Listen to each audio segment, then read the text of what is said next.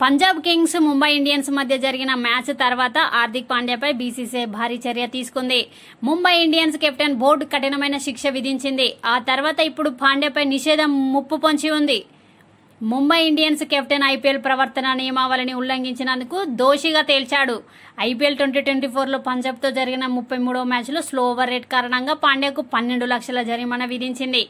Punjab Kings తో జరిగిన match లో ముంబై ఇండియన్స్ జట్టు స్లో ఓవర్ రేట్ ను కొనసాగించినందుకు ముంబై ఇండియన్స్ కెప్టెన్ హార్దిక్ పాండ్యాపై జరిమానా విధించింది.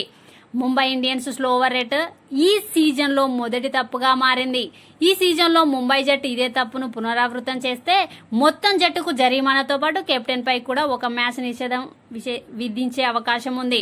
అయితే పంజాబ్ తో జరిగిన మ్యాచ్ లో కూడా ముంబై స్లో ఓవర్ రేట్ కారణంగా శిక్షకు గురైంది. చివరి 2 ఓవర్లలో ముంబై జట్టు 5 ఫీల్డర్లకు బదులుగా 4 ఫీల్డర్లను మాత్రమే ఇన్నర్ రింగ్ వెలుపల ఉంచగలిగింది.